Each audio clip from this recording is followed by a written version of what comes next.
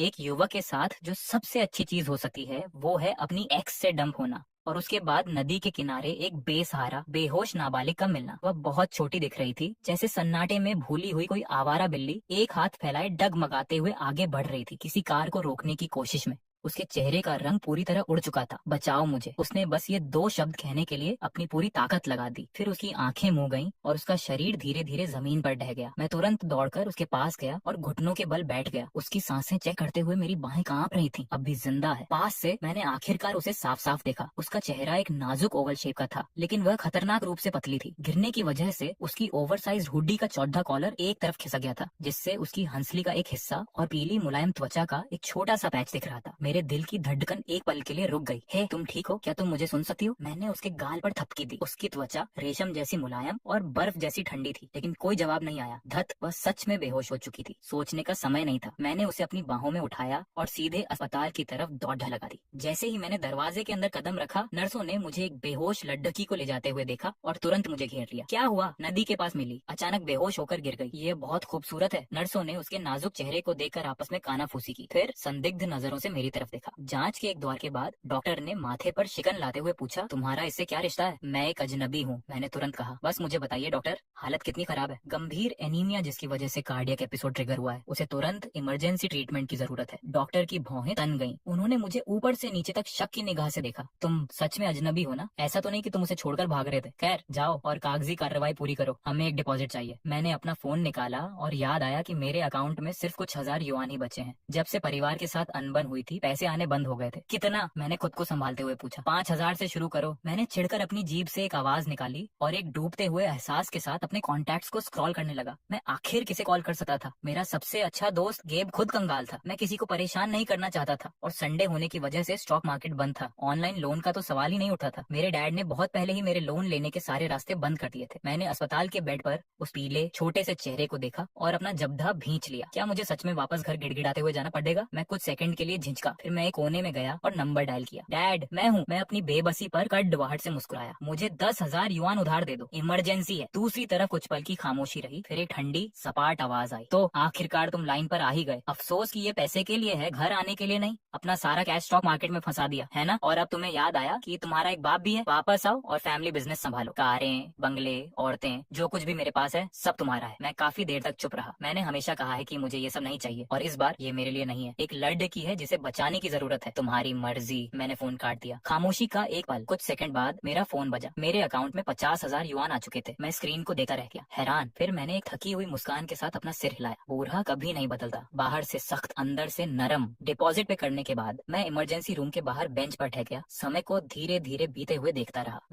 Vanessa के कड़वे शब्द फिर से मेरे दिमाग में गूंजने लगे। इथन, तुम खुद का ख्याल तक नहीं रख सके। तुम अपने दम पर बमुश्किल गुजारा कर पाते हो। तुम्हें क्या लगता है कि तुम डिजर्व करते हो मुझे? मैं सच में अंधी रही होंगी जो तुम जैसे कंगाल लूजर के प्यार में पडेडीडीएच गई। मैंने सीलिंग की तरफ देखा, सैनिटाइजर की तेज गंध को सांसों में भरा और सोचा, वह रिलेशनशिप क्या मजाक थी? आखिर मुझे किस चीज से प्यार था? मुझे नहीं पता कितना समय बीत गया जब इमरजेंसी रूम के ऊपर की लाइट आखिरकार बंद हो गई। डॉक्टर बाहर आए और अपना मास्क नीचे खींचा। मरीज अब खतरे से बाहर है। क्या आप परिवार से हैं? मैंने पहले ही कहा था कि मैं एक अजनबी हूँ। मैंने दोबारा कहा। तो अब क्या स्थिति है? डॉक्टर ने आह भरी। जन्मजात हृदय रोग, कॉन्जेनिटल हार्ट डिजीज के साथ साथ लंबे समय से कुपोषण और शारीरिक थकावट। उसे ऑब्जर्वेशन के लिए रुकना पड़ेगा। जाओ और कागजी कार्रवाई पूरी करो। जन्मजात हृदय रोग। मेरा पेट बैठ गया। ये कोई छोटी बात नहीं थी। ये लाखों युआन खा सकती है और फिर भी बमुश्किल कोई फर्क पड़ेगा। मैं खुद को घसीटे हुए पेमेंट काउंटर पर ले गया और अपना कार्ड स्वाइप किया। अपने बैलेंस को घटे हुए देखा। मैंने धीमी आवाज में खुद को कोसा, इथन, ओह इथन, हीरो बन रहे हो? एक पूरी तरह अजनबी लड़की पर अपने परिवार का पैसा खर्च कर रहे हो, किसे इंप्रेस करने की कोशिश कर रहे हो। लेकिन मैंने खुद इस बात पर ध्यान नहीं दिया। जैसे ही मैंने सुना कि वह खतरे से बाहर है, मेरे सीने का बोझ आखिरकार हल्का हो गया। अस्पताल के कमरे में वह लड़की शांत और चुप लेटी थी। आईवी ड्रिप ने उसके चेहरे के दर्द को मिटा दिया था। सोते हुए वह हैरान करने वाली हद तक शांत दिख रही थी। अब मेरे पास उसे सच में देखने का एक पल था। वह बहुत बड़ी नहीं होगी, ज्यादा से ज्यादा 18 या 19 साल की। इतनी कम उम्र की लड़की नदी के किनारे अकेली और बेहोश कैसे मिल सकती है? मैं कुछ देर बेड के पास बैठा रहा, बोर होकर फिर पानी की एक बोतल लेने के लिए बाहर निकल गया। जैसे ही मैं वापस अंदर आया, मेरी नजरें दो आंखों से मिली जो बस अभी अभी खुली थी, अभी भी धुंधली और अनफोकस्ड, खोई हुई और बेबस। हम एक पल के लिए एक दूसरे को देखते रहे। लड़की ने कमजोर आवाज में कहा, क्या आपने मुझे बचाया? बस वही कहीं से गुजर रहा था। अब कैसा महसूस कर रही हो? मैंने एक थकी हुई मुस्कान दी। उसने बैठने की कोशिश की लेकिन उसमें ताकत नहीं थी। मैंने अनजाने में ही उसकी मदद के लिए हाथ बढ़ाया और मेरी हथेली उसकी इतनी पतली और हड्डीदार कंधे पर पड़ दी कि वह पूरी तरह मेरे हाथ में समा गई। मैं अपनी भौहें सिकोड़ दहाने से खुद को रोक नहीं पाया। वह बहुत ज्यादा पतली है। Thank you. लर्डिंकी ने हेडबोर्ड का सहारा लिया। उसकी आवाज बमुश्किल एक फुसफुसाहट जैसी थी। मैं मेडिकल बिल के पैसे आपको वापस कर दूंगी। अपनी आंखें बंद होने पर भी मैं बता सकता था कि यह जिद्दी लॉर्ड्स की बस हिम्मत दिखाने की कोशिश कर रही है। मैंने शांति से अपना सिर हिलाया। हम उसके बारे में बाद में सोचेंगे। तुम्हारा नाम क्या है? क्या कोई ऐसा है जिसे मैं कॉल कर सकूं? इस बात पर उसकी खूबसूरत आंखों की चमक तुरंत गायब हो गई। मेरा नाम मिया मिया है। कोई ऐसा परिवार नहीं है जो आ सके। तुम्हारा क्या मतलब है? मैं ठिठक गया। मेरी मॉम गुजर चुकी है। मेरे डैड। मिया ने अपना सिर झुका लिया। उसकी उंगलियां अस्पताल के गाउन को कसकर मरोड़ रही थी। उसकी आंखें शांत धोख से भरी थी। वह नहीं आएंगे? बोलते हुए भी उसका पूरा शरीर कांप रहा था। मैं काफी कुछ समझ गया। उसकी जिंदगी बहुत कठिन रही है। क्या कोई और है? कोई दोस्त? मिया ने नाम में सिर हिलाया। वह अपने पीले होंठों को इतनी जोर से चबा रही थी कि खून निकल आए। उसकी आवाज और भी धीमी हो गई। मैं अभी अभी इस शहर में आई हूँ। मैं किसी को नहीं जानती। मैंने आह भरी। बढ़िया। ऐसा लगता है कि मैं इसके साथ फंस गया हूँ। अभी बस आराम करो। जब तुम ठीक हो जाओगी तब हम बाकी सब सुलझा लेंगे। मैंने समय देखा। रात के 10 बज चुके थे। क्या तुम्हें भूख लगी है? क्या मैं तुम्हारे लिए कुछ खाने को लाऊं? मिया ने घबराकर मेरी तरफ देखा। मुझे भूख नहीं है, बस थोड़ी प्यास लगी है। मैं मुद्दा और एक कप गुनगुना पानी डाला, फिर उसे भरा दिया। जैसे ही उसने इसे लिया, उसकी उंगलियां गलती से मुझसे छू गईं। वह ऐसे चौंकी जैसे उसे कोई करंट लगा हो और उसके गाल तुरंत गुलाबी हो गए। सॉरी सॉरी किस बात के लिए? मुझे यह लड़की अजीब सी लगी, लेकिन उसकी बर्फ जैसी ठंडी उंगली के उस छोटे से स्पर्श ने मुझे रोक दिया। एक ऐसा एहसास जिसे मैं नाम नहीं दे सकता मेरे अंदर कहीं जागा। मिया के पानी खत्म करने के बाद मैं कुछ कहने ही वाला था कि तभी मेरे पेट से एक तेज शर्मनाक गुद्दगुद्दाहट की आवाज आई। सही है, मैंने डिनर नहीं किया था। मिया ने मुझे देखते हुए पलकें झपकाई, फिर धीरे से पूछा, क्या आपको भूख लगी है? मेरी चिंता मत कीजिए, आप जाकर खा लीजिए। मुझे थोड़ा अजीब लगा। मुझे भूख तो बहुत लगी है, लेकिन तुम्हें इतना कमजोर देखकर मेरा जाने का मन नहीं कर रहा। मैं कुछ डिलीवरी ऑन ऑर्डर कर देता हूँ, क्या अच्छा लगेगा? मिया ने तुरंत अपना सिर ऐसे हिलाया जैसे कोई झुंझुना हो। जरूरत नहीं है, मुझे भूख नहीं है। शब्द अभी उसके मुंह से निकले ही थे कि उसके पेट से भी एक तेज गुद्दगुद्दाहट की आवाज आई। वह लड्डू की कानों के सिरों तक लाल हो गई, जैसे वह कंबल के नीचे गायब हो जाना चाहती हो। मैं अपनी धीमी हंसी को रोक नहीं पाया। ऐसा लगता है कि तुम्हारा पेट तुमसे ज्यादा ईमानदार है। मुझे बस थोड़ी सी भूख लगी है, बस थोड़ी सी, जरा सी। मिया पूरी तरह पानी पानी हो चुकी थी। उसने शर्माते हुए धीरे से मान लिया। मैंने उसका मजाक नहीं उड़ाया। मैंने अपना फोन निकाला और कुछ सादा चावल का दलिया, पॉरेज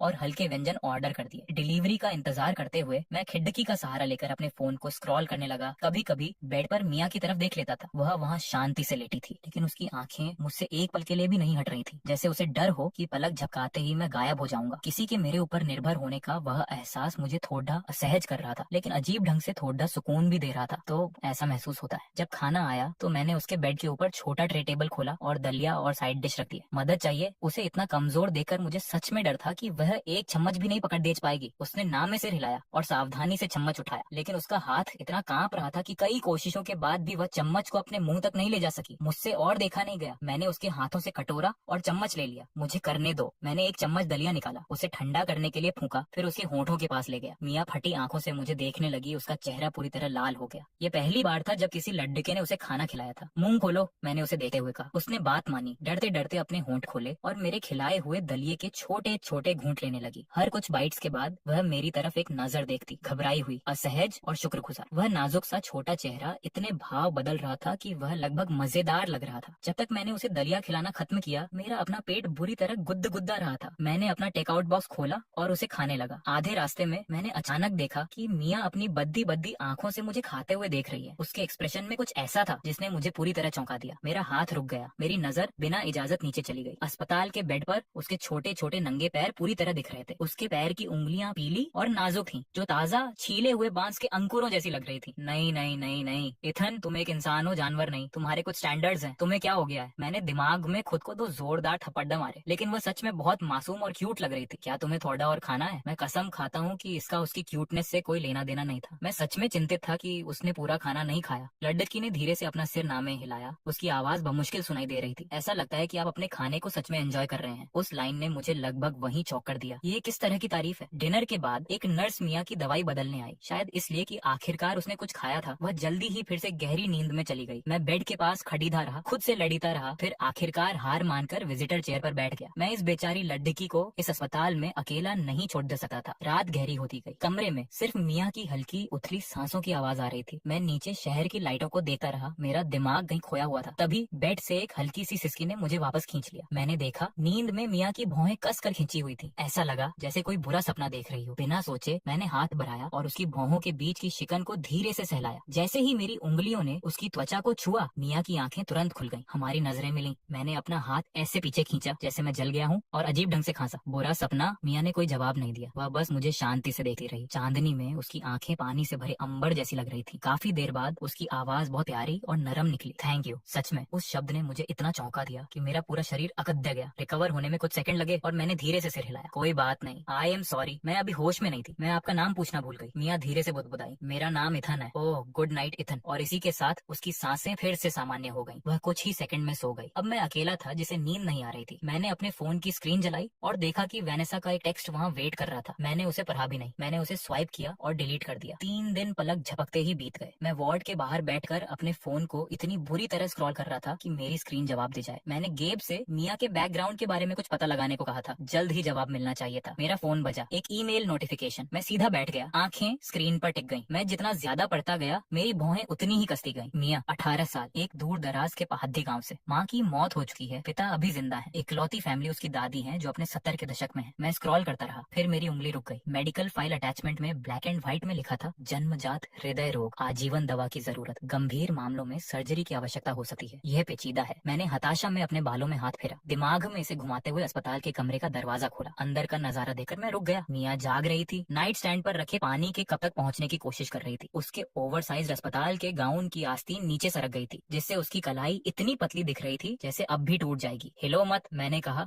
और 3 त्वरित कदमों में दूरी तय करते हुए कप को उसके हाथों में कसकर थमा दिया। Thank you Ethan. मिया ने कप को संभाला। उसकी आवाज नरम और गर्म थी। वह एक डरी हुई छोटी बिल्ली की तरह धीरे धीरे घूंट ले रही थी। मुझे उस नाम से बुलाना बंद करो, बस इथन कहो, ठीक है? डॉक्टर का कहना है कि तुम्हें आज डिस्चार्ज किया जा सकता है। मैंने एक कुर्सी खींची और बैठ गया। लेकिन तुम दवा बंद नहीं कर सकती और तुम्हें फॉलो अप के लिए वापस आना होगा। डिस्चार्ज शब्द पर मिया की आंखें एक पल के लिए चमकी, फिर से धुंधली हो गईं। कप के चारों ओर उसकी उंगलियां कस गईं। ठीक है, थैंक यू। मेडिकल बिल मैं हर एक चीज चुकाने का रास्ता ढूंढ लूंगी। मैंने हाथ उठाकर उसे बीच में ही रोक दिया। हम पैसे की बात बाद में करेंगे, पहले मुझे ईमानदारी से बताओ, डिस्चार्ज के बाद तुम कहाँ जाने का प्लान कर रही हो? मिया तुरंत चुप हो गई। उसने अपना सिर झुका लिया, पलकें झपकने लगी। एक लंबा पॉज, फिर उसने बहुत छोटा सा सिर हिलाया। मुझे नहीं पता। उसकी आवाज बमुश्किल एक बुदबुदाहट थी। उसे इस तरह देखते हुए इतनी छोटी और खोई हुई जो शब्द मेरे मुंह से निकलने ही वाले थे। ये लो कुछ कैश, खुद देख लो, कहीं भी जाकर मरो। वो मेरे गले में ही दब गए। वह बहुत क्रूर होता। मैंने ऊपर की तेज फ्लोरोसेंट लाइट को देखा और एक आह के साथ अपनी उंगलियों को अपनी कनपटी पर दबाया। ठीक है, अभी मेरे साथ घर चलो। शब्द थोड़े सख्त निकले। मैं यह छिपाने की कोशिश कर रहा था कि ये कितना अजीब महसूस हो रहा है। जब तक तुम्हें रहने के लिए कोई जगह नहीं मिल जाती। मिया का सिर झटके से ऊपर उठा, आंखें बड्ढी और गोल हो गईं। उसके एक्सप्रेशन में पूरी तरह से अविश्वास था। नहीं नहीं, मैं नहीं कर सकती, ये बहुत ज्यादा परेशानी होगी। ये कोई परेशानी नहीं है। मैं खड्डा हुआ, आश्वस्त अंदाज में कंधे उचकाए। वैसे भी मेरे घर पर धूल जम रही है। इसके अलावा मैं रुका, उसके चेहरे पर नजर डालते हुए। मैं तुम्हें नदी से निकाल कर फिर तुम्हें सड़कों पर सोते हुए नहीं देख सकता। जब सारी कागजी कार्रवाई पूरी हो गई तो मैं मिया को अस्पताल के दरवाजों से बाहर ले आया। बाहर धूप तेज थी। मिया ने अनजाने में अपनी आंखों को धूप से बचाने के लिए हाथ उठाया। उसका पतला शरीर उस ओवरसाइज्ड गाउन में डगमगा रहा था। उसके अपने कपड़े बहुत पहले ही इतने गंदे हो चुके थे कि दोबारा पहने नहीं जा सकते थे। मेरी कार फुटपाथ पर पार्क थी। मैंने पैसेंजर साइड का दरवाजा खोला, लेकिन मिया जमी रही अपने फीके पड़ी चुके अस्पताल के गाउन को देख रही थी, फिर अंदर की चमचमाती सीट को। मैं आपकी कार गंदी कर दूंगी। मिया के कान पूरी तरह लाल हो गए। उसकी आवाज हर शब्द के साथ छोटी होती जा रही थी। मैंने उसे देखा, हंसने और अपने सीने में एक अजीब दर्द के बीच फंसा हुआ। ये पुरानी सेकंड हैंड फोल्क्सवैगन थी जिसका वैनेसा ने सैकड़ों बार मजाक उड़ाया था, और यह लड़चकी इसे ऐसे ट्रीट कर रही थी जैसे ये कोई कीमती चीज हो। ये किस तरह की लड़चकी है? पहली बार मैं सच में मिया के बारे में और जानना चाहता था। ठीक है, अंदर बैठो, ज्यादा मत सोचो। वह आखिरकार सीट पर बैठ गई, एक बोर्ड की तरह सख्त सीट के बिल्कुल किनारे पर टिकी हुई, बमुश्किल सांस लेती हुई। मैं घूम कर आया और ड्राइवर की सीट पर बैठ गया। बेल्ट लगाई और उसे देखा जो ऐसे बैठी थी जैसे किसी मुसीबत में हो। मैं खुद को रोक नहीं पाया और हंस पद्धा। रिलैक्स, मैं काटता नहीं हूँ, सच में नहीं। मेरा मतलब है। मिया चौंकी और थोड़ी सी रिलैक्स हुई, लेकिन उसकी उंगलियां अभी भी उसके गाउन के हेम पर जमी हुई थी। मैंने मुस्कुराते हुए अपना सिर हिलाया और सोचा, कोई इतना मासूमियत से बेबस कैसे हो सकता है? किस्मत अच्छी थी कि वह मुझसे टकरा गई, वरना आप सच में बहुत दयालु हैं। मेरा सच में यही मतलब है। Thank you. मिया का पीला चेहरा एक अप्रत्याशित लाली से खिल उठा। वह सख्त दिखने की कोशिश कर रही थी, लेकिन उसकी आंखें पहले से ही डबडबा रही थी। हे रो मत, मैंने तो कुछ किया भी नहीं। मुझे महसूस हुआ कि मेरी हार्ट रेट बिना इजाजत बढ़ रही है। आपने बहुत कुछ किया, मेरी दादी के अलावा किसी ने मेरे साथ कभी इतनी दयालुता नहीं दिखाई। मियाँ ने अपना सिर झुका लिया। उसकी आवाज भावनाओं से भारी थी। मैंने एक गहरी सांस ली और अपनी पल्स को वापस नॉर्मल किया। कुछ गर्म और अनजाना, कुछ कोमलता जैसा धीरे धीरे हमारे बीच की हवा में भर गया। इंजन चालू हुआ और हम ट्रैफिक के बहाव में शामिल हो गए। मैं कुछ देर तक गाड़ी चलाता रहा, इससे पहले कि मुझे एहसास हुआ कि मेरे बगल की खामोशी अजीब थी। मैं उसकी सांस लेने की आवाज तक नहीं सुन पा रहा था। एक रेड लाइट पर मैंने साइड में देखा। मियाँ खिड़की से चिपकी हुई थी। पास से गुजरते शहर को देखकर पूरी तरह मंत्रमुग्ध थी। पहली बार इतने बड़े शहर में आई हो। मैंने खामोशी तोड़ दी। मियाँ वापस रियलिटी में आई और धीरे से सिर हिलाया। हाँ, घर पर ऐसी कोई इमारतें नहीं है, इतनी चौड़ी सड़कें नहीं है। क्या तुम यहाँ पढ़ने आई हो? मैंने अपनी आंखें सामने ग्रीन लाइट पर रखी और गैस पैडल दबाया। मियाँ एक पल के लिए झिझकी। उसकी आवाज और धीमी हो गई। हाँ, मुझे यहाँ एक यूनिवर्सिटी में एडमिशन मिला है। मैंने उसकी आवाज में टालने की कोशिश को पकड़ा। मेरा दिमाग उन ग्रामीण रजिस्ट्रेशन डॉक्यूमेंट्स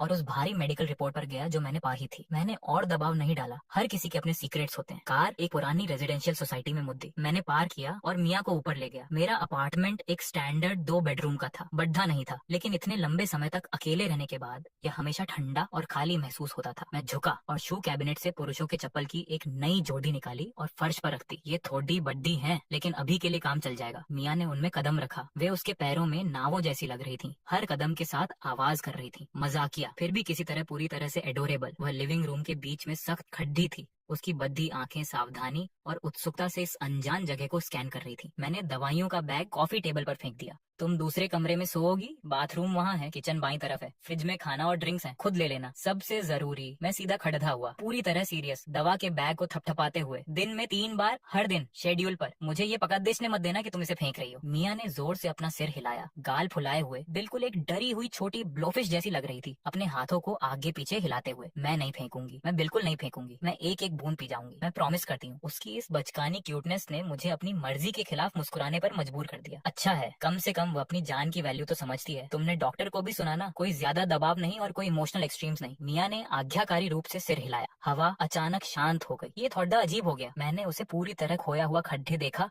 और टेंशन कम करने के लिए हल्का सा खांसा। वैसे आराम से देखो, कंफर्टेबल हो जाओ, मुझे कॉल करना है। मैं बालकनी की तरफ बढ़ा और फोन उठाने का नाटक किया, जबकि असल में मैं अपने बेस्ट बड़ी गेब को टेक्स्ट कर रहा था। इमरजेंसी, महिला के कपड़ियों का एक पूरा सेट लाओ, अंदर और बाहर सब कुछ, लगभग 5 फुट 5 इंच, बहुत पतली। अपनी वाइफ से कहो चुनने में मदद करे, बस फिट आना चाहिए। उस एक मैसेज ने एक चेन रिएक्शन ट्रिगर कर दिया। केब ने तुरंत कॉल किया। उसकी आवाज फोन से गूंज उठी। कोई चांस नहीं इथन, क्या तुम सीरियस हो? क्या तुम्हारा अभी अभी ब्रेकअप नहीं हुआ था? ये तो बहुत फास्ट है। मैंने फोन को अपने कान से दूर रखा जब तक कि वह चिल्लाकर शांत नहीं हो गया। फिर वापस बोला, बकवास बंद करो, वह मुझे सड़क पर मिली, उसकी हालत बहुत खराब थी, क्या मैं उसे वहीं छोड़ देता? मैंने उसे शॉर्ट में पूरी कहानी बताई। उसकी तरफ एक पॉज था। केब की आवाज असामान्य रूप से गंभीर हो गई। ठीक है, तुम सुधर नहीं सकते यार, मुझे एड्रेस भेजो, मैं ले आता हूँ। लेकिन इथन, तुम्हारा दिल अभी वैनेसा जैसी गोल्ड डिगर ने तोड़ा है, और अब तुम घर पर एक बेहद खूबसूरत लड़की ले आए हो। ये पूरा सेटअप बहुत जाना पहचाना लगता है। जाना पहचाना? मेरी जूती। अपने फोन से वह बकवास रोमांस ऐप डिलीट करो और उन दिमागी रूप से खोखले पावर फैंटेसी नॉवेल्स को पढ़ना बंद करो। मैंने हंसते हुए फोन रख दिया और मुद्दकर देखा कि मियाँ अभी भी उसी जगह एक छोटी मूर्ति की तरह खद्दी थी, अपने पैरों को देख रही थी। वो मजाकिया तौर पर बद्धी चप्पलें उसे और भी दयनीय बना रही थी। मैंने आह भरी, पास गया, बैग से उस दिन की दवा निकाली, 1 कप गुनगुना पानी डाला और उसे भरा दिया। लो, पहले अपनी दवा लो। मियाँ ने गोलियां और पानी लिया। निगलने के लिए अपना सिर आज्ञाकारी रूप से पीछे झुकाया। उसकी पतली गर्दन ने एक हल्का सा कर्व बनाया, सुंदरता की एक नाजुक और कमजोर रेखा। मेरा गला सूख गया। मैंने जल्दी से अपनी नजरें हटा ली। नजरें खुद पर रखो।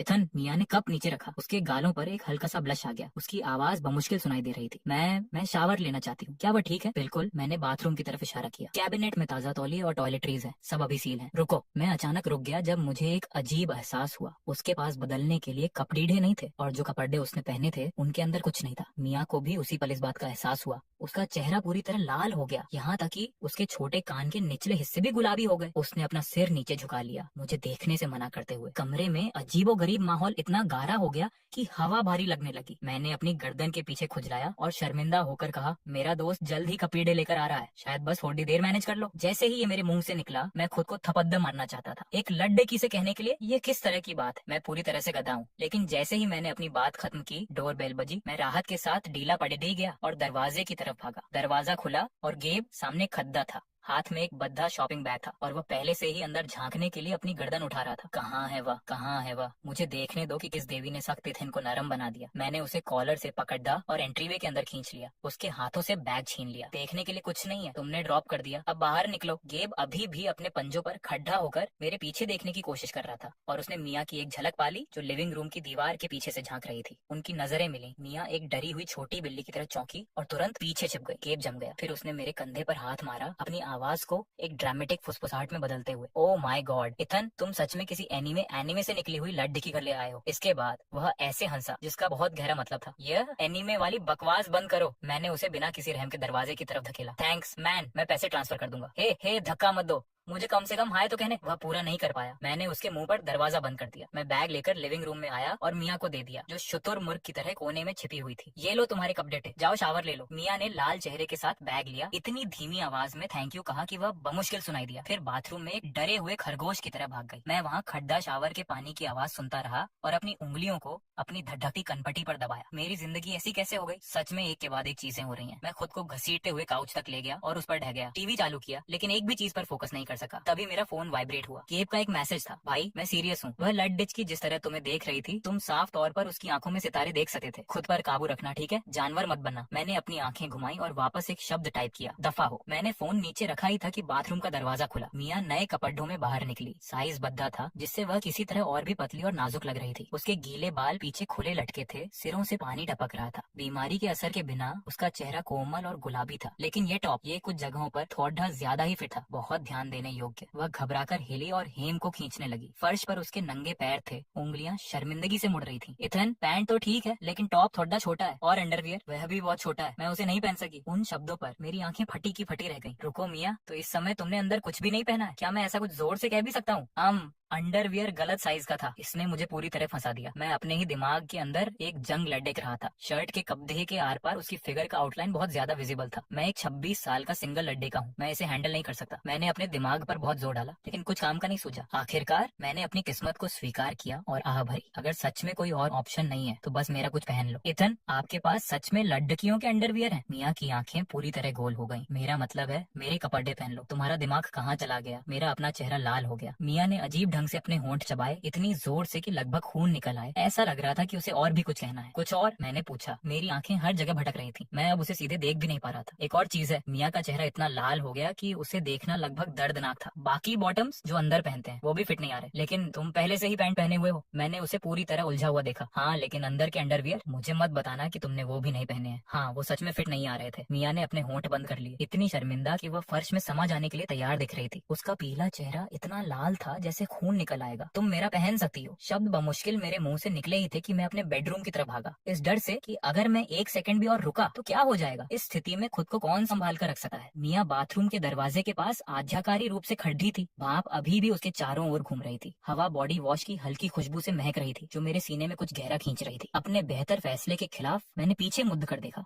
हमारी नजरें मिली। उसकी नजरें कोमल और बिना किसी ढाल के थीं। गीले बाल पीले कोमल कंधों पर बिखरे थे। वो लंबी सीधी टांगे लगभग चमक रही थी। मेरी धड़कन आसमान छू गई। क्या मैं घर पर एक छोटी सक्यूबस मायावी रूपसी ले आया हूँ? मैंने अपने बेडरूम का दरवाजा बंद किया और उसे लॉक कर दिया। मैं उस पर झुक गया और गहरी सांसें ली, बार बार, जब तक कि मेरी हार्ट रेट कुछ मैनेज होने लायक नहीं हो गई। फिर मैंने अपनी अलमारी को खंगाला और एक सादा सफेद कॉटन टी शर्ट और एथलेटिक शॉर्ट्स की एक जोड़ी निकाली। मैंने एक पल के लिए सोचा, फिर चोरी छिपे क्लीन बॉक्सर्स का एक जोड़ी निकाला जैसे मैं कुछ चुरा रहा हूँ। सब कुछ एक बंडल में समेटा और वापस बाथरूम के दरवाजे की तरफ बढ़ा। मैंने अपना गला साफ किया, पूरी तरह शांत दिखने की पूरी कोशिश करते हुए। कपड़े यहाँ हैं, मैं उन्हें दरवाजे के हैंडल पर छोड़ देख रहा हूँ। अंदर से कुछ सेकंड की खामोशी रही, फिर एक आवाज जो बमुश्किल एक सांस से तेज थी, एक नरम ठीक है। बाथरूम का दरवाजा बस एक झिड़ी जितना खुला और एक छोटा गीला हाथ जो शावर की ताजा गर्माहट से चमक रहा था शर्माते हुए बाहर निकला। मैंने जितना जल्दी हो सके बंडल को उसमें ठूंस दिया। मेरी उंगलियां गलती से उसकी त्वचा से छू गईं, ठंडी और असंभव रूप से मुलायम। एक झंझनाहट मेरे अंदर एक चिंगारी की तरह दौड़ गई। दरवाजा जल्दी से बंद हो गया। मैं एक डरे हुए खरगोश की तरह 2 कदम पीछे हट गया। बिना सोचे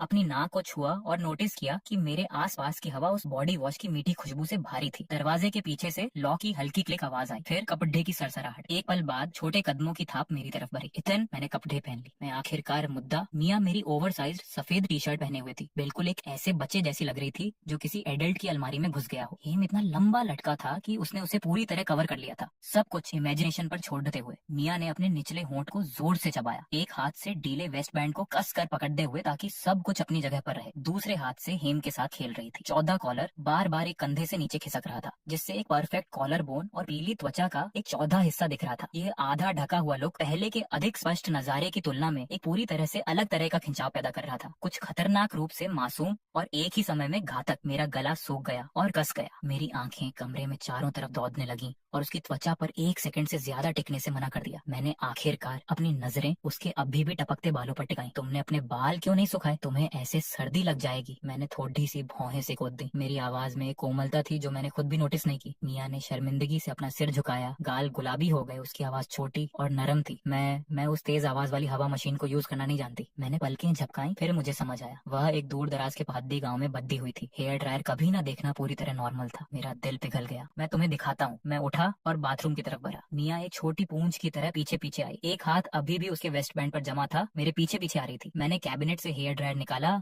उसे प्लग इन किया और उसे स्थिर खड्डे रहने का सिग्नल दिया। देखो ये सिंपल है, बस इस स्विच को दबाओ। ये साइड गर्म हवा है, वह साइड ठंडी। जैसे ही मैंने डेमोन्स्ट्रेट किया, ड्रायर की गूंज ने उस छोटे स्पेस को तुरंत भर दिया। मियाँ की आंखें बड्ढी हो गईं। वह उसे एक बिल्ली के बच्चे की तरह देख रही थी जो एक नया खिलौना खोज रहा हो। अब जब तुम जानती हो, क्या तुम खुद ट्राई करना चाहती हो? मैंने उसे आगे बढ़ा दिया। मियाँ ने झिझकते हुए अपना वेस्ट बैंड छोड़ दिया ताकि उस तक पहुंच सके। वेस्ट बैंड ने तुरंत हार मान ली, पूरा 1 इंच नीचे खिसक गया। उसके मुंह से एक चौंकी हुई चीख निकली। उसने दोनों हाथों से वेस्ट बैंड पकड़ धा और उसे वापस ऊपर खींचा। चेहरा उबले हुए झींगे की तरह लाल हो गया। मैं जल्दी से घूम गया, अपने कानों में भी गर्मी बढ़ती हुई महसूस करते हुए। यहाँ आओ, मैं तुम्हारे लिए इसे सुखा देता हूँ। तुम्हारे हाथ थोड़े बिजी हैं। मैंने दिमाग में एक शांत नोट बनाया। कल मैं उसके लिए इलास्टिक वेस्ट बैंड वाले पैंट खरीद रहा हूँ। मियाँ ने सहमति की एक छोटी सी आवाज निकाली, अपना सिर नीचे झुकाया, जिससे पीली गर्दन का एक पतला हिस्सा दिखा जो असंभव रूप से शांत और आज्ञाकारी लग रहा था। मैं उसके पीछे खड़ी डीदा हुआ और ड्रायर चालू किया। मेरी उंगलियां अनाड़ी लेकिन सावधान उसके बालों के गीले स्ट्रैंड से गुजरने लगी। गर्म हवा ने कुछ हल्का और दूधिया मीठा सा ऊपर उठाया, जो बॉडी वॉश की खुशबू के साथ मिलकर सीधे मेरी नाक में आ गया। मियाँ ने अपना सिर नीचे रखा, मेरे अनादि लेकिन कोमल हाथों में गर्म हवा को महसूस करते हुए अपनी आंखें शांत कंफर्ट के साथ आधी बंद कर ली। इस पल में वह बिल्कुल एक आलसी बिल्ली जैसी लग रही थी जो अपनी ग्रूमिंग को एंजॉय कर रही हो। हम में से कोई नहीं बोला, सिर्फ ड्रायर की धीमी गूंज की आवाज थी। पहले की अजीबोगरीब स्थिति मेरे बिना नोटिस किए पिघल गई, जिसकी जगह कुछ शांत, गर्म और बस थोड़ा सा चार्ज एहसास आ गया था। मेरी धड़कन धीरे धीरे शांत हो गई। मैंने शीशे में उस लड़की को देखा। गाल हल्के गुलाबी थे, आंखें शांत एंजॉयमेंट में बंद थी और 1 सेकंड के लिए मैंने सोचा कि शायद इस छोटी मुसीबत को घर लाना इतना बुरा फैसला भी नहीं था। जब बाल लगभग 70% सूख गए, मैंने ड्रायर बंद कर दिया। इतना काफी है, ज्यादा सुखाने से बाल डैमेज होते हैं, बाकी को हवा से सूखने दो। थैंक यू इथन, मियाँ ने धीरे से कहा। अपने फूले हुए बालों को छूने के लिए हाथ उठाया। उसके होठों के कोने एक ऐसी मुस्कान में उठे जो लगभग बहुत ज्यादा खूबसूरत थी। मैंने घड़ी देखी, काफी देर हो रही है। कल सुबह मैं तुम्हें मॉल ले जा रहा हूँ। तुम्हें कुछ ऐसे कपड़ों की जरूरत है जो सच में फिट आए। इस पर मियाँ का सिर झटके से ऊपर उठा और वह तेजी से सिर हिलाने लगी। नहीं नहीं, ये ठीक है, मैं इनमें बिल्कुल ठीक हूँ।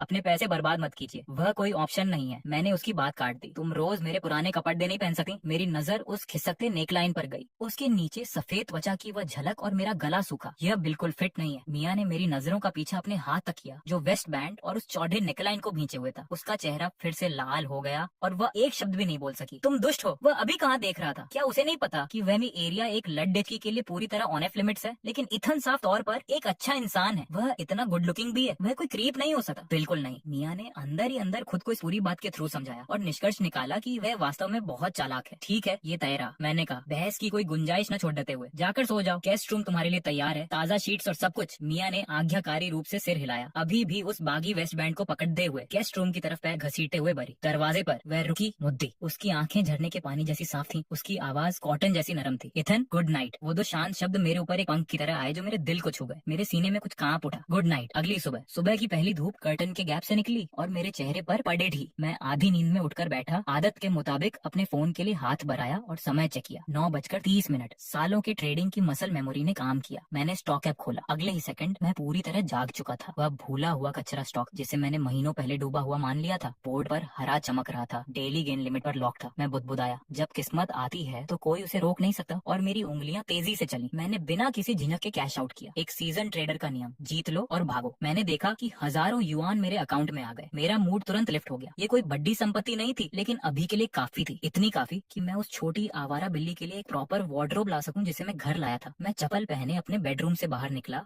और मेरी नाक में कुछ आया। एक बढ़िया फ्राइडे की खुशबू मुझसे टकराई। मेरे अपार्टमेंट से खाने की खुशबू क्यों आ रही है? मैंने खुशबू का पीछा किया और किचन में एक छोटा सा फिगर पाया जिसकी पीठ मेरी तरफ थी और वह मेरी बड्डी टी शर्ट पहने हुए थी। उसका निचला हिस्सा ऐसा लग रहा था जैसे आना ही भूल गया हो। वो लंबी पीली टांगे लगभग अंधा कर देने वाली थी। वह ओवरहेड कैबिनेट के लिए अपने पंजों पर ऊपर की तरफ खींच रही थी और ओवर साइज हेम ऊपर चायज गया था जिससे मलाई जैसी चिकनी कमर और एक फ्लैट पेट की पट्टी दिख रही थी जिसने मेरे खून को गर्म कर दिया। मैंने जोर से खांसा और एक गिल्टी कॉन्शियस के साथ नजरें हटा ली। नजरें खुद पर। मियाँ चौकी और नूडल्स का एक बैग पकड़े हुए घूम गई। इथन, आप उठ गए। वह घबराकर तुरंत अपनी एड्डियों पर वापस नीचे आई। मैं बस आपके लिए ब्रेकफास्ट बनाना चाहती थी। मुझे पनाह देने के लिए एक छोटा सा थैंक यू। मैं पास गया उसके इस प्यारे घबराए हुए छोटे चेहरे को देखते हुए। नूडल्स पहले से ही पॉट में उबल रहे थे। एक गोल्डन फ्राइड एग उनके बगल में सेट था। ओह, तुम खाना बना सकती हो? मियाँ ने सिर हिलाया। गाल गुलाबी थे। घर पर मैं हर दिन खाना बनाती थी। मेरा दिमाग उस फाइल पर गया। एक जुआरी बाप, एक माँ जो बहुत जल्दी चली गई। मेरे सीने में कुछ दुखा। मैंने और कुछ नहीं पूछा। मैंने बस उस उबलते पॉट को देखा और कहा, सच में ये कमाल की खुशबू दे रहा है। लगता है तुम्हें पता है कि तुम क्या कर रही हो। इस तारीफ पर मियाँ की आंखें तुरंत ऐसे चमक उठी जैसे किसी बच्चे को कैंडी मिल गई हो। एक चौड़ी मीठी मुस्कान उसके चेहरे पर आ गई। ये जल्द ही तैयार हो जाएगा इथन, आप जाकर हाथ मुंह धो लीजिए। धूप उसकी प्रोफाइल पर डीडीएच रही थी। उसकी पलकें तितली के पंखों की तरह फड़फड़ा रही थी। उस शुद्ध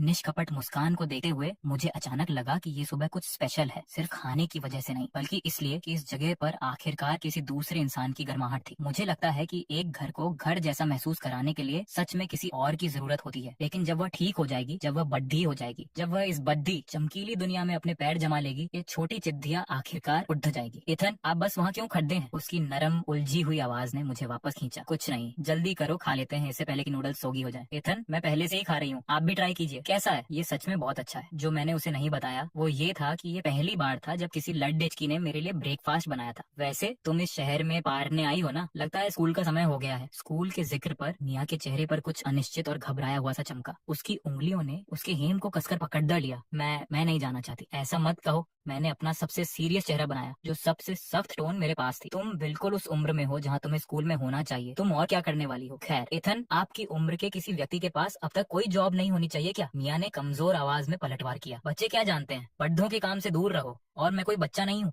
मैं एक एडल्ट हूँ। मैंने कहा, विषय मत बदलो। सिंपल सवाल, तुम स्कूल जाना चाहती हो या नहीं? हाँ या ना? अगर जाना चाहती हो तो हम चलेंगे। मियाँ ने हैरान होकर मेरी तरफ देखा। उसने मेरी आंखों में उस निश्चिता को देखा। फिर उसने अपने होंठ चबाए और एक छोटा शांत सिर हिलाया। उसके अंदर कुछ नरम सा टूट गया। उसकी नाक में जलन हुई। उसकी आंखें पलकों के किनारे पर लाल हो गईं। तो स्कूल सच में एक ऐसी चीज है जहाँ आप बस जा सकते हैं अगर आप चाहें। किसी ने उससे पहले कभी ऐसा नहीं कहा था। उसके पेरेंट्स ने हमेशा यही कहा था कि वह पैसे की बर्बादी है और स्कूल जाना एक लड़डेचकी के लिए बेकार है। इथन, क्या स्कूल सच में एक लड़डेकी के लिए मायने रखता है? उसकी आवाज दबे हुए आंसुओं से भारी थी। मैंने इसे तुरंत देखा। उसकी आंखों में जमा होती चमक, मुझे नहीं पता कब वो बद्दी आंखें पूरी तरह भर गईं। बिल्कुल मायने रखता है। तुम अपने लिए स्कूल जाती हो। हर इंसान को एजुकेशन का अधिकार है। मैं असमंजस में था। मुझे समझ नहीं आ रहा था कि वह ठीक होने से लेकर इतनी जल्दी रोने तक कैसे पहुंच जाती है। उसका दिल सिर्फ बाहर से ही नाजुक नहीं था, वह पूरी तरह से कांच का बना हुआ था। कितनी दिल तोड़ने वाली कोमल रोतलू है। इथन, क्या आप मुझे अब से बस मियाँ बुला सकते हैं? उसने अपने आंसुओं को इस अनादि स्पष्ट तरीके से पहुंचा, ये सोचते हुए कि वह बहुत छुपाकर कर रही है। वह पूरा फैला हुआ मेज सीधे मेरी नजरों के सामने था। मियाँ, अचानक ये बदलाव क्यों? मैंने पूछा, सच में कंफ्यूज होकर। कोई रीजन नहीं है, ये एक गर्ल्स थिंग है। मियाँ ने मुंह फुलाया, उन पानी से भरी आंखों को झपकाते हुए, और पहली बार उसके चेहरे पर शरारत की एक छोटी सी झलक दिखी। अब मियाँ, पूरा खाओ।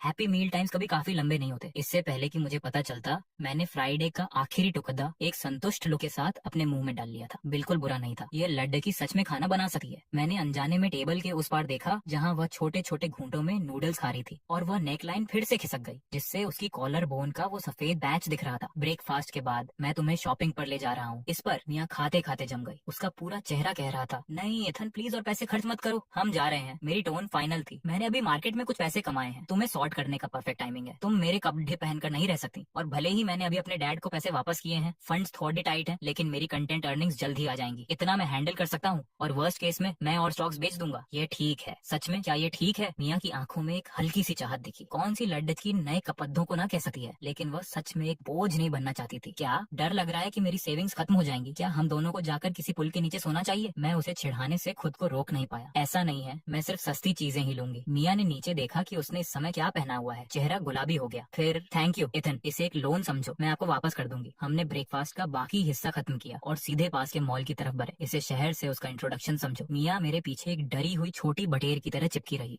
उसकी आंखें उन चमचमाते स्टोर्स और खिड़कियों में रखे पहुंच से दूर पुतलों को शर्मीली फटी आंखों से देख रही थी। मैंने ये सब नोटिस किया, लेकिन कुछ कहा नहीं। मैं उसे सीधे युवा महिलाओं के कैजुअल फैशन स्टोर में ले गया। जैसे ही हमने अंदर कदम रखा, मियाँ कपड़ों की कतारों को देखकर दंग रह गई। पूरी तरह शांत, खड्डी, ओवरवेलम्ड। ये स्टोर बहुत बड़ा है। उसने सांस ली, अपने होंठ चबाते हुए। पैर अचानक से भारी हो गए। वहाँ बस खड्डी मत रहो, जाओ चारों तरफ देखो, जो कुछ भी तुम्हें पसंद आए बस उठा लो। मैंने उसे आगे बढ़ाने के लिए उसके कंधे पर एक हल्की थपकी दी। Thank you Ethan. मियाँ ने एक लंबे पल के लिए संघर्ष किया, फिर आखिरकार डिस्प्ले की तरफ बढ़ने की हिम्मत जुटाई। मैंने जानबूझकर एक अफोर्डेबल स्टोर चुना था। आंशिक रूप से इसीलिए क्योंकि मेरा वॉलेट शिकायत कर रहा था, आंशिक रूप से इसलिए क्योंकि मैं उस लाडेचकी को ओवरवेल्म नहीं करना चाहता था जिसने दुनिया को ज्यादा नहीं देखा था। लेकिन मियाँ के चेहरे के लुक को देखकर आपको लगता कि हम किसी लग्जरी बुटीक में थे। वह अपनी उंगलियों के सिरों से हैंगर्स को छूती और हर बार प्राइस टैग फ्लिप करते ही पीछे हट जाती, जैसे वह कुछ तोड़ देगी। मैंने अपना सिर हिलाया और चुपचाप हंसा। मैं पास गया और जल्दी से कुछ बेसिक टी शर्ट और ब्लाउज, साथ ही एक छोटी सफेद ड्रेस उठाई और उसकी बाहों में ढेर लगा दिया। इन्हें ट्राई करो, यह बहुत ज्यादा है इथन। मियाँ ने अपनी बाहों में लगे बहादक को देखा, घबराते हुए। कम बात करो, बस इन्हें पहन कर देखो। मैंने उसे फिटिंग रूम की तरफ मोड़ा। वह पैर घसीटती हुई एक धीमी छोटी घोंघे की तरफ फिटिंग रूम में घुस गई। मैं अपनी भूमिका के प्रति पूरी तरह कमिटेड इंसान की आसानी के साथ वेटिंग चेयर पर बैठ गया। इंतजार काफी समय बीत गया। आखिरकार कर्टन बस एक झिड़ी जितना खुला। मियाँ ने बाहर झांका। चेहरा गुलाबी था, उसकी आवाज बमुश्किल एक धागे जैसी थी। इथन, क्या ये ड्रेस थोड़ी छोटी है? मैंने ऊपर देखा, मेरी सांस रुक गई। वह सॉफ्ट व्हाइट स्क्वायर नेक ड्रेस उसकी कॉलर बोन और हंस जैसी गर्दन को पूरी तरह से दिखा रही थी। कसी हुई वेस्ट उसे असंभव रूप से पतला बना रही थी। हेम घुटने के ठीक ऊपर रुक रहा था। यह एक पूरी तरह से नॉर्मल लेंथ थी, लेकिन इसने उन लंबी पीली टांगों को ऐसा लुक दिया जैसे वो कभी खत्म नहीं होंगी। मियाँ ने घबराकर हेम को नीचे खींचा, मुझसे आंखें मिलाने से मना करते हुए। मेरा गला सूख गया। मैंने एक रणनीतिक खांसी की। यह ठीक है, बिल्कुल छोटी नहीं है। कॉलेज की लड़कियां इसे हर समय पहनती हैं। मैंने अपनी हार्ट रेट को काबू में रखने की कोशिश करते हुए एक स्ट्रेट चेहरा बनाए रखा। तभी एक सेल्स वुमन दूसरे कस्टमर से फ्री होकर एक बड़ी मुस्कान के साथ हमारे पास आई। उसकी आंखें हमारे बीच आगे पीछे घूम रही थी। वह इस तरह मुस्कुरा रही थी जैसे वह जानती हो कि क्या चल रहा है। हे वहाँ, अपनी गर्लफ्रेंड के लिए कपड़े खरीद रहे हो? नहीं, वह नहीं। मैंने अनजाने में क्लैरिफाई करना शुरू किया, लेकिन एक सेल्स वुमन जिसने ये सब देखा हो, उसने मुझे मौका नहीं दिया। ओह,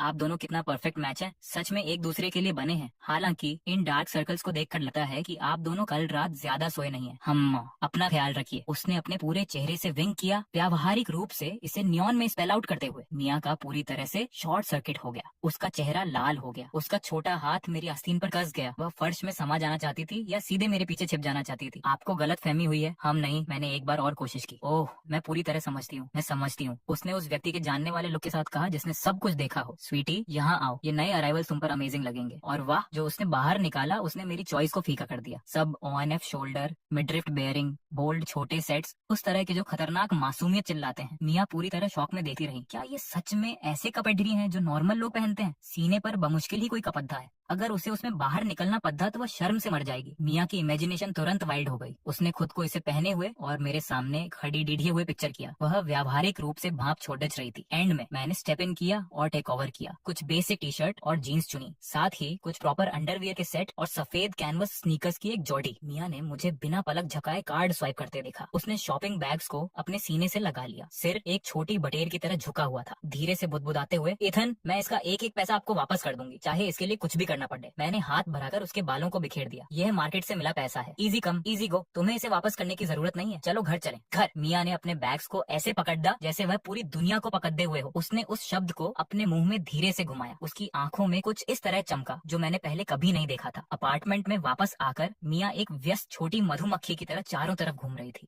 हर एक कपड़े को अलमारी में ऐसे टांग रही थी जैसे वह कोई कीमती चीज हो। मैंने एक गिलास पानी डाला और दीवार का सहारा लेकर उसकी व्यस्त छोटी पीठ को देखने लगा। एक मुस्कान मेरे चेहरे पर बिना मेरे नोटिस किए आ गई। तो ऐसा महसूस होता है उस व्यक्ति को देखना जिसकी आपने देखभाल की हो और उसे भरते हुए देखना। जब मियाँ ने खत्म किया और मुद्दी तो उसकी नजरें टीवी स्टैंड पर रखे धूल भरे डिजिटल फोटो फ्रेम पर पड़ थी। पुरानी तस्वीरें स्क्रीन पर लूप हो रही थी। इथन, क्या ये आप हैं पहले के? मेरे चेहरे की मुस्कान जम गई। मैं पास गया और फ्रेम उठाया, स्क्रीन से धूल को धीरे से अंगूठे से साफ किया। हाँ, कॉलेज के दिनों की है, प्राचीन इतिहास। कॉलेज। मियाँ विचार मग्न दिखी। उसके गाल बिना किसी स्पष्ट रीजन के गुलाबी हो गए। उस समय वह शायद मिट्टी में खेलने वाली एक छोटी बच्ची रही होगी। फोटो में वह व्यक्ति जिसकी इतनी प्यारी मुस्कान है। मियाँ ने तस्वीर में उस ब्राइट लड़की की तरफ इशारा किया। उसकी आवाज ऐसे गिर रही थी जैसे वह कुछ कन्फेस कर रही हो। क्या वह आपकी गर्लफ्रेंड थी? हवा कुछ सेकंड के लिए स्थिर हो गई। मैंने फ्रेम को एक तीखी छोटी क्लिक के साथ कैबिनेट पर उल्टा रख दिया। एक एक्स। मैंने इसे ऐसे कहा जैसे मैं किसी अजनबी के बारे में बात कर रहा हूँ। बहुत पहले खत्म। मियाँ ने तुरंत मेरे मूड के बदलाव को पकड़ दिया। उन साफ आंखों में उत्सुकता चमकी, लेकिन वो इतनी स्मार्ट थी कि उसने इसे जाने दिया। सच में इस सब से गुजरने के बाद मुझे लगता है कि मैं इससे उबड़ चुका हूँ। मैंने अपने मुंह के कोने को खींचा और एक मुस्कान से भी कुछ बदसूरत चीज दिखाई। मेरी आवाज एक थके हुए कड़वे आत्मोपहास से भारी थी। प्यार एक भूत है, हर किसी ने इसके बारे में सुना है, बमुश्किल किसी ने इसे सच में देखा है। हमेशा के लिए वाली वो सारी बातें बकवास हैं। यहाँ से अकेले रहना ही बेहतर है। मैं अब इस सब पर विश्वास करना छोड़ चुका हूँ। मैं खिड़की के बाहर देखता रहा। ब्लैंक, जबधा पत्थर की तरह सख्त, उस व्यक्ति की तरह दिख रहा था जिसने सच में अपना दिल बंद कर लिया हो और उसका इसे दोबारा खोलने का कोई इरादा ना हो। मियाँ मेरी प्रोफाइल को देखती रही। उसने इसे ताकत के परफॉर्मेंस के नीचे साफ सुना। अकेलापन और दिल टूटने का दर्द जो बाहर आने के लिए तैयार था। उसके अपने सीने को एक अचानक तेज झटका लगा जो एक गाढ़े फैलते दर्द से भर गया। इथन को आहत होते देखना उसे क्यों चोट पहुंचा रहा है, मियाँ को ये समझ नहीं आया और इसने उसे थोड़ा डरा दिया। इथन, मेरा दिल इस समय थोड़ा भारी महसूस कर रहा है। मेरी दादी हमेशा कहती थी, जब आप दुखी महसूस करते हैं तो एक हक इसे बेहतर बना देता है। तो क्या आप चाहेंगे, क्या आप शायद चाहेंगे कि मैं आपको हक करूं? मेरी आंखें तुरंत बड्ढी हो गईं। मेरा पूरा एक्सप्रेशन लॉक हो गया। मेरा पूरा चेहरा एक खतरनाक स्पीड से गर्म हो रहा था। इथन, मैं बस मजाक कर रही थी। मियाँ की आवाज अनिश्चित। उसे नहीं पता था कि उसने क्या गलत कहा, लेकिन अपनी असली भावनाओं को एक मजाक के साथ कवर करना हर सच्चे इंसान की प्रवृत्ति होती है। मैं उसकी तरफ मुद्दा और एक छोटी सी मुस्कान दी। Thank you? किस बात के लिए थैंक यू? मियाँ पूरी तरह कंफ्यूज थी। उसने सचमुच अभी कहा था कि यह एक मजाक था। ये बद्धा डब्बू उसे किस बात के लिए थैंक यू कह रहा था और उसे हक करने का मौका भी नहीं मिला। उसके सीने में कुछ बेचैन और अनजाना सा उठा। अगली सुबह धूप कर्टन के गैप से निकली और मियाँ के चेहरे पर रेंगने लगी। वह आज असामान्य रूप से जल्दी उठ गई थी। सच में वह बमुश्किल सोई थी। बस यूनिवर्सिटी रजिस्ट्रेशन के लिए जाने के बारे में सोचना ही उसे समान रूप से एक्साइटमेंट और डर से भर रहा था। पिछली रात जब मैंने उसे एक प्रॉपर बातचीत के लिए बिठाया तो मियाँ ने अपने पास्ट के बारे में बहुत कुछ शेयर किया। पूरा नहीं, अभी भी कुछ गैप्स थे और कुछ चीजें थी जिन्हें उसने छुपाया था, लेकिन मुझे काफी कुछ मिल गया था। वह सच में यहाँ प्रेरणे आई थी, उस शहर में जिसे एक रोमांटिक माउंटेन डेस्टिनेशन और टूरिस्ट हेवन के रूप में जाना जाता है। लेकिन कल रात उसके न सो पाने का रीजन सिर्फ स्कूल नहीं था। हर बार जब कुछ इमेजेस उसके दिमाग से गुजरती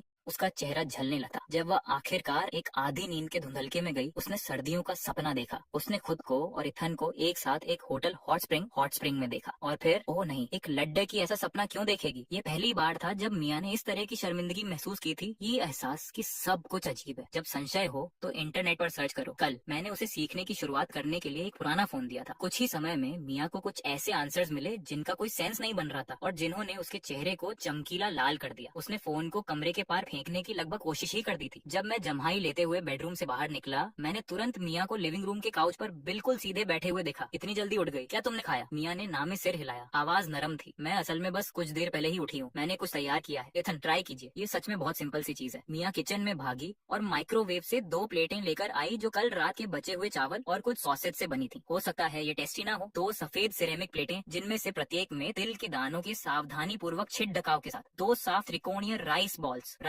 रखे थे। तुम्हें हर सुबह ब्रेकफास्ट बनाने की जरूरत नहीं है। मैं इसे पूरी तरह स्किप कर दिया करता था और सच में ब्रेकफास्ट कभी बहुत बड़ी चीज नहीं लगा। मैं रुका, मेरी आंखों से कुछ गर्म सा गुजरा। मैंने एक उठाया और उसमें बाइट ली। यह अच्छा है। मेरी आंखें चमक उठी। मैंने इसे कुछ ही बाइट्स में खत्म किया और दूसरे के लिए हाथ बढ़ाया। ये सच में बहुत अच्छा है। एक्चुअली बहुत अच्छा है। राइस बॉल्स कुछ फैंसी नहीं थे सच में, लेकिन मैं एक्सप्लेन नहीं कर सकता कि वे मुझे इतने टेस्टी क्यों लग रहे थे। इन्हें बनाने के लिए तुम किस समय उठी थी? बस थोड़ी जल्दी। मियाँ ने अपना सिर झुकाया। उंगलियां घबराहट में आपस में जुड़ गईं। उसके कानों के सिरे थोड़े गुलाबी हो रहे थे। सच तो ये था कि वह बहुत पहले उठ गई थी और कई असफल कोशिशों के बाद आखिरकार ऐसे बनाने में कामयाब हुई जो देखने में प्रेजेंटेबल लग रहे थे। मैंने उसके उस छोटे से एक्सप्रेशन को देखा जो तारीफ पाने के लिए बेताब थी लेकिन पूछने में बहुत शर्मीली थी और मेरे अंदर कुछ चुपचाप पिघल गया। मैं सच जानता था लेकिन एक शब्द भी नहीं कहा। मैंने हाथ बढ़ाकर उसके बैंक्स बालों को बिखेर दिया। थैंक्स छोटी बुद्धू। मैं बुद्धू नहीं हूँ, मैं मियाँ हूँ, स्मार्ट मियाँ। ओह, तुम इसे किसी दिन साबित कर दोगी इथन? मियाँ ने अपने गाल फुलाए और धीमी आवाज में बुदबुदाई, लेकिन उसके मुंह के कोने ऊपर की तरफ खींच रहे थे। चाहे वह कितनी भी कोशिश क्यों क्यों ना कर ले। ब्रेकफास्ट के बाद मैंने अपनी कार की चाबियां उठाई। चलो मैं तुम्हें स्कूल छोड़ दे दूंगा। इथन, आप मुझे खुद ले जा रहे हैं। मिया की आंखें तुरंत ब्राइट हो गईं। क्या तुम मेरे साथ राइड नहीं करना चाहती? मैंने मुस्कुराते हुए उसे चिढ़ाया। नहीं, मुझे ये पसंद है, मैं बस आपको परेशान नहीं करना चाहती। तुम्हारा मेरे ऊपर उधार है, इसे धीरे धीरे चुकाना। मैं हंसा। ठीक है, उसने धीरे से कहा। तो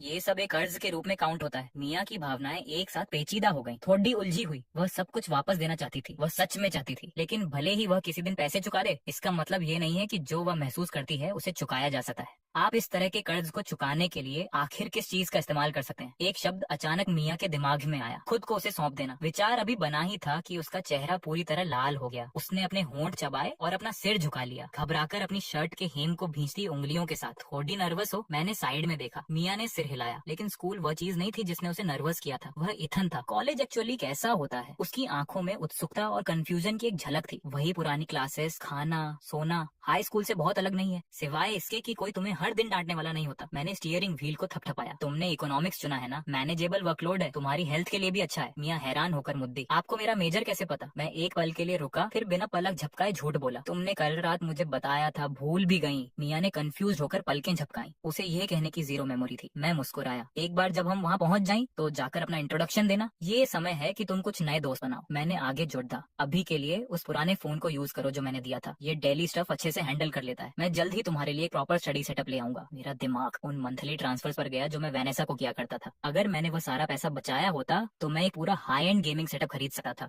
और फिर भी दर्जनों फैंसी डिनर्स के लिए पर्याप्त पैसे बचे होते। एक एक सेंट पूरी तरह बर्बाद गया। महम महम, मिया ने कर्तव्य परायणता से सिर हिलाया। 2 सेकंड बाद उसे एहसास हुआ कि मैंने अभी क्या कहा। उसने पैनिक में अपने हाथ हिलाए। नहीं नहीं, आप मुझ पर ऐसे खर्च नहीं कर सकते। जब मैंने तुम्हें पनाह दी थी तब मैं पैसे नहीं गिन रहा था। मैंने मुस्कुराते हुए अपना सिर हिलाया। मैंने तुम्हें पहले ही कुछ लिविंग एक्सपेंसेस भेज दिए हैं, बस उसे यूज करो, मुझे उसकी जरूरत नहीं है। मिया ने हाथ पैर मारे। मेरे पास पैसे हैं। मैंने एक भौं उठाई। कहाँ से? बस मेरे पास है। उसकी आवाज छोटी हो गई और आंखें भटकने लगी। मैंने अपनी आंखें सिकोड़ दी। एक शांत मुस्कान के साथ इसे जाने दिया। जब खत्म हो जाए मुझे बताना। मिया ने सांस छोड़ी और चुपचाप अपना हाथ अपने सीने पर दबाया। अच्छा हुआ उसने और दबाव नहीं डाला, लेकिन वो सच में उसे खुद पर खर्च करने नहीं दे सकी। हम यूनिवर्सिटी के गेट्स पर रुके। फ्रेशमैन चेक इन एरिया काफी लाउड एंड पैक्ड था। मैंने पार्क किया और मिया को college on liberal arts registration desk तक वॉक कराया। एडवाइजर अपने 30 के दशक में एक महिला थी, ब्लैक फ्रेम वाले चश्मे में, पूरी तरह प्रोफेशनल। मिस ली, मैंने आगे कदम बढ़ाया। हेलो, मैंने मिया को अपने सामने किया। यह मेरी कजन मिया है, आज रजिस्टर करने आई है। मिस ली ने अपना चश्मा ऊपर उठाया, मिया को देखा, फिर मेरी तरफ मुड़ी। उनके चेहरे पर कुछ बदला, भौहें कसी। तुम्हारी सगी कजन। चेहरे पर पूरी तरह शक लिखा था। मॉम की तरफ से कजन है। मैंने शांति से कहा। उसकी हेल्थ ज्यादा अच्छी नहीं है, जन्मजात हृदय रोग है, कोई हैवी फिजिकल एक्टिविटी नहीं, वह ज्यादा इमोशनली वर्कअप भी नहीं हो सकती। मैं इसकी सराहना करूंगा अगर आप उस पर एक नजर रख सकें। मिस ली की नजर हमारे बीच आगे पीछे घूमी, फिर वह मुझ पर टिकी। इसके पेरेंट्स कहाँ हैं? मेरे पास आंसर रेडी था। शहर से बाहर काम कर रहे हैं, उन्होंने मुझे इसकी देखभाल करने को कहा है।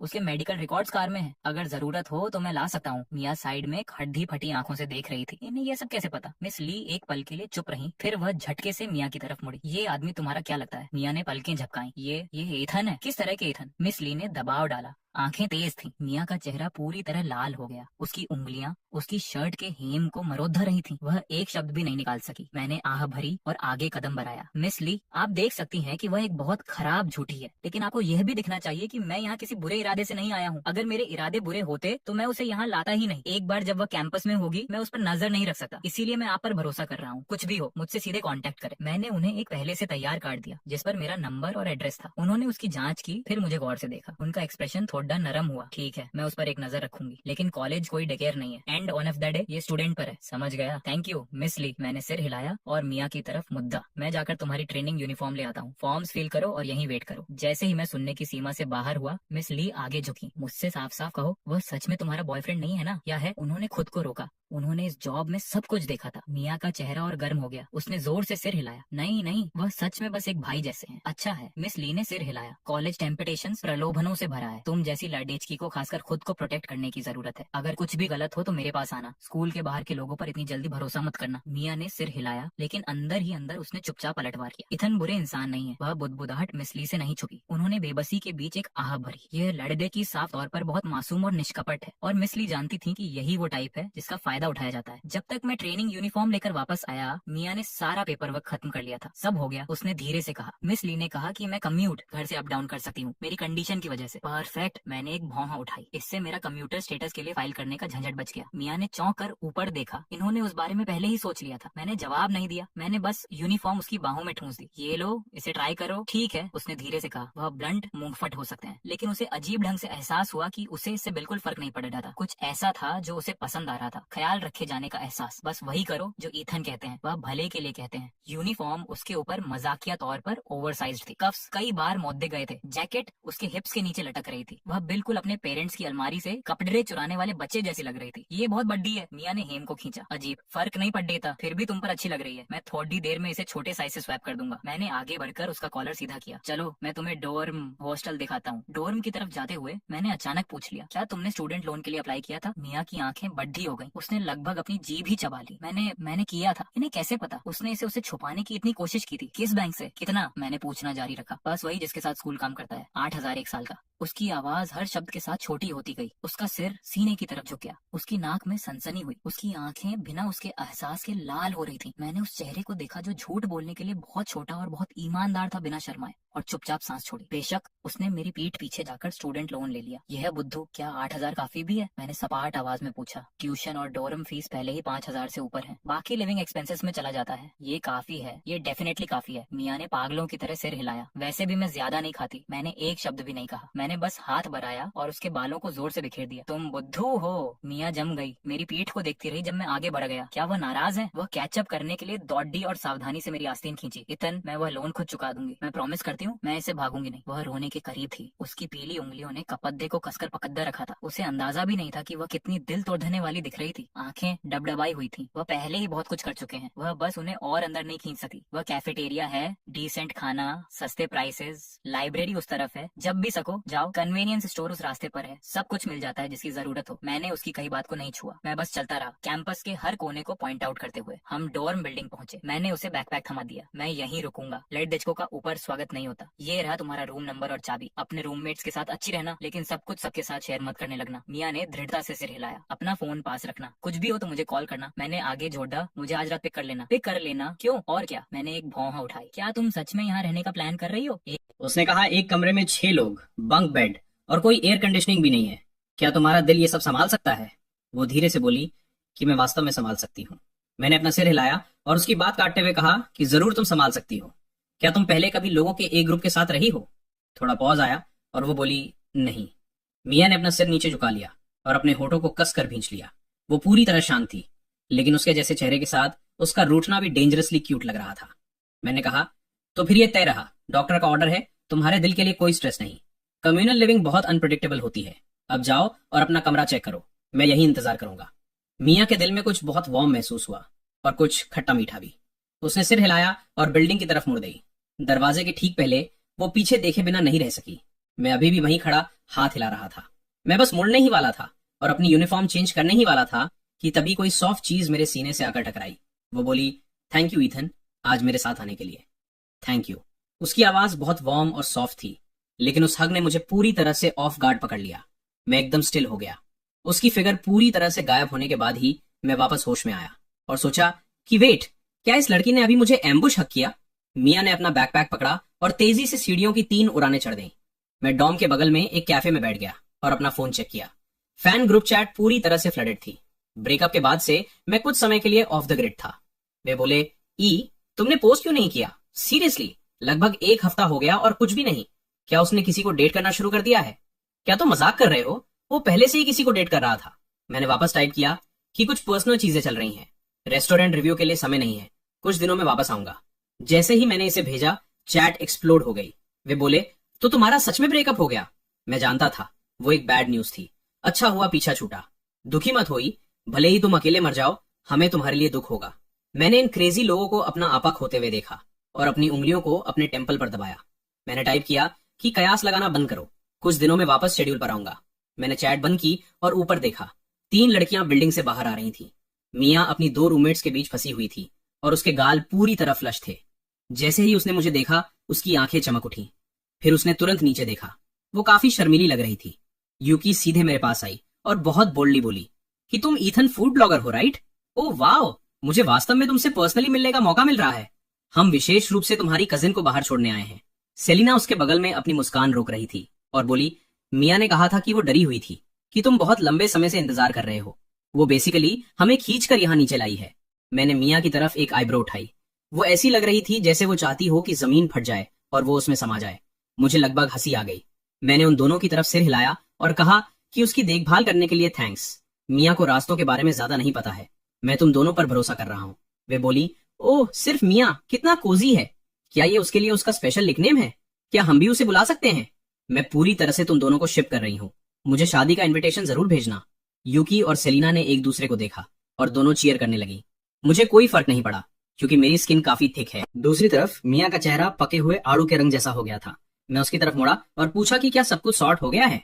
उसने सिर हिलाया। उसकी आवाज मुश्किल से एक फुसफुसाहट से ऊपर थी और बोली, ईथन, क्या हम अब चल सकते हैं? मैंने उसकी आंखों में डेस्परेशन को नोटिस किया और मैं इसे तुरंत समझ गया। मैंने कहा, हम बाहर निकल रहे हैं। किसी दिन डिनर मेरी तरफ से होगा। मिया गेट तक पूरे रास्ते एक छोटी परछाई की तरह मेरे पीछे पीछे चलती रही। फिर उसने एक लंबी सांस ली। मैंने पूछा, तुम्हारे रूममेट्स कैसे हैं? वो धीरे से बोली कि वे बहुत अच्छे हैं, सच में बहुत वार्म हैं। वे बस यही पूछते रहे कि तुम मेरे क्या लगते हो। मैंने उसकी तरफ देखा और पूछा कि और तुमने क्या कहा? वो अपनी आंखें नीचे किए हुए बुदबुदाई कि मैंने कहा कि तुम एक भाई की तरह हो। क्या तुमने यही नहीं कहा था? वो ये कहते हुए भी अनश्योर लग रही थी। मैंने कहा, गुड आंसर। मैं उसका सिर थपथपाने के लिए आगे बढ़ा। फिर मैंने खुद को रोक लिया। ये कुछ ज्यादा ही फेमिलियर था। मैंने हाथ पीछे खींच लिया और अपनी नाक मली। वहां थोड़ा ऑकवर्ड हो गया था। ठीक उसी समय मेरा फोन बजा। मैंने चेक किया, वो गेब था। उसने कहा, नॉर्थ साइड में एक नया प्रीमियम सी फूड बुफे खुल रहा है। मैं तुम्हारे पैसे पे कर रहा हूँ। तुम इतने समय से क्या कर रहे हो? तुम बमुश्किल पोस्ट कर रहे हो। तुम्हारे हार्डकोर फैंस मेरा फोन क्रेन कर रहे हैं। मैंने उसे स्पीकर पर रखा हुआ था। मिया ने हर एक शब्द सुन लिया था। वो धीरे से बोली, ईथन, क्या मैं तुम्हारे काम के रास्ते में आ रही हूँ? मैंने अपना सिर हिलाया और कहा, बिल्कुल नहीं। मुझे वैसे भी एक ब्रेक की जरूरत थी। मैं बहुत ज्यादा पोस्ट कर रहा था। ऑडियंस को भी ब्रीदिंग रूम की जरूरत होती है। लेकिन मिया ने अपना सिर नीचे रखा और अपनी उंगलियों से अपनी स्लीव को मरोड़ती रही और बोली, लेकिन वे सब तुम्हारे बारे में पूछ रहे हैं। वो जितनी छोटी और गिल्टी लग रही थी, उसने मुझे हार मानने पर मजबूर कर दिया।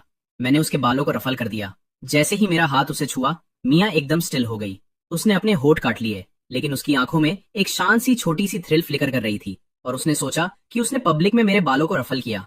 क्या मैं अपना आपा खो रही हूँ? मैंने कहा, ये ठीक है, लेकिन अगर तुम्हें सच में इसके बारे में इतना बुरा लग रहा है तो आओ और मुझे शूट करने में मदद करो। मिया पूरी तरह से ब्लैंक होकर मुझे देखने लगी और बोली कि तुम्हें शूट करने में मदद करूं? गेब अभी भी बोल रहा था कि तुम आ रहे हो या नहीं? मैं पे कर रहा हूं मैन, तुम सीरियसली नहीं आ रहे हो? मैंने कहा, नेक्स्ट टाइम, और मैंने फोन रख दिया। हम कार के पास पहुंचे। मैंने पैसेंजर साइड का दरवाजा खोला। मैंने मिया को सेटल होते और बकल अप करते देखा, फिर अपनी साइड की तरफ चल दिया। मिया ने खिड़की से बाहर शहर को धुंधला होते हुए साइलेंस में देखा। फिर बहुत धीरे से बोली कि ईथन, मैं कभी भी तुम्हारे लिए बोझ नहीं बनूंगी। उसने इसे शीशे से कहा, जैसे उसने सोचा हो कि मैं सुन नहीं सकता, लेकिन मैंने हर एक शब्द पकड़ लिया था। मैं रुका और मुड़ा। वो अभी भी खिड़की से बाहर देख रही थी। ढलते सूरज ने उसकी प्रोफाइल को सॉफ्ट बना दिया था, लेकिन उसके नीचे एक फ्रेजिलिटी थी। उसकी आंखें फिर से लाल हो रही थी। वो अपने होठ काट रही थी और खुद को होल्ड कर रही थी। मैंने कार धीमी की और धीरे से पूछा कि तुम ऐसा क्यों कहोगी? तुम्हें किस चीज से लगता है कि तुम एक बोझ हो? मिया ने नीचे देखा और उसकी आवाज मुश्किल से सुनाई दे रही थी। वो बोली, क्योंकि मैं तुम्हारे काम को रोक रही हूँ। तुम्हारी ऑडियंस लगातार पूछ रही है और मैं तुम्हारे पैसे खर्च कर रही हूँ। मैं एक पल के लिए शांत रहा, फिर मैंने सिग्नल दिया, कार को साइड में रोका और पूरी तरह से उसका सामना करने के लिए मुड़ा और कहा, मेरी तरफ देखो। वो हिचकिचाई, फिर सीधे मेरी नजर की तरफ मुड़ी। मैंने वर्ड बाय वर्ड कहा कि पहली बात, खुद को बोझ कहना बंद करो। मैंने इतना ज्यादा खर्च नहीं किया है। दूसरी बात, मेरा काम मेरा बिजनेस है, तुम्हें इसके बारे में चिंता करने की जरूरत नहीं है। मैं रुका, मेरी आवाज सॉफ्ट हो गई और मैंने कहा कि और मैंने जो कुछ भी किया है, किसी ने मुझसे जबरदस्ती नहीं करवाया। मैं ऐसा करना चाहता था, तुम समझी? उसकी आंखें थोड़ी चौड़ी हो गई। उसकी पलकें कांप उठी। आंसुओं की एक चमक किनारे पर आ गई। उसने अपना मुंह खोला, फिर उसे बंद कर दिया और बस सिर हिला दिया। मैंने उसकी तरफ देखा और एक शांत हंसी के साथ अपना सिर हिलाया और कहा, डमी, कोई इतना क्यूलेस कैसे हो सकता है? फिर मैंने सोचा कि कैसे वेनेसा ने मुझे पूरी तरह से बेवकूफ बनाया था और वो हंसी अफसोस में बदल गई। दो डमी, हम में से किसी के पास भी बात करने की जगह नहीं है। दो डमी, ये एक्चुअली एक अच्छा मैच लगता है। Wait, no Ethan, stop! मैंने इसे झटक दिया और गैस पर पैर रख दिया। सूर्यास्त ने मिया के चेहरे के एक हिस्से को पकड़ लिया था। मैं रियर व्यू मिरर की तरफ भरा और गलती से उसकी पलकों को देखा, जो रोशनी से गिल्डेड गोल्ड लग रही थी। स्किन बर्फ जैसी थी। वो इस तरह सॉफ्ट और प्यारी लग रही थी जैसे वो खुद इसके बारे में नहीं जानती हो। मेरे मुंह से अचानक शब्द निकल गया कि ब्यूटीफुल। मिया ने पजल होकर पूछा कि सूर्यास्त, मैंने कहा, मेरा मतलब तुम थी। जैसे ही मैंने ये कहा, मिया का चेहरा आसमान की तरह वार्म हो गया। सी फूड बुफे के अंदर मैंने कैमरा पकड़ा और खूबसूरती से प्लेटेड साशिमी का एक शॉट फ्रेम किया। मैंने कहा, यहाँ का लॉबस्टर वास्तव में इंप्रेसिव है, एक सेटिस्फाइंग बाइट के साथ फ्रेश है।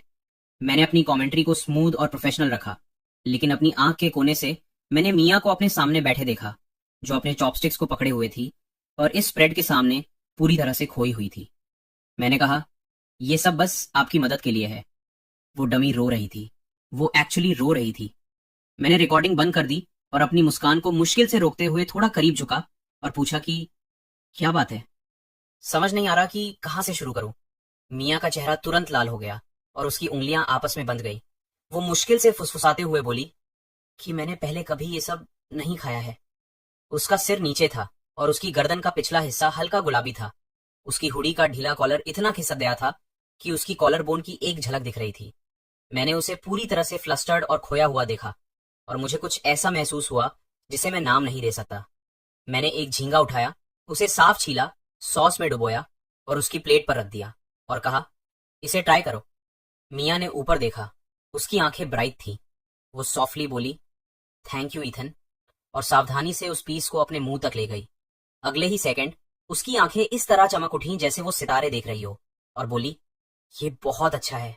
उसकी आंखें डिलाइट से भरी हुई थीं। फिर उसने खुद को संभाला और अपना मुंह ढक लिया। उसके गाल गुलाबी थे। मैंने मुस्कान के साथ अपना सिर हिलाया। मैंने फिर से रिकॉर्ड बटन दबाया। कैमरे पर मैं बहुत इजी, स्मूथ, विटी, नेचुरल और एंटरटेनिंग हूं।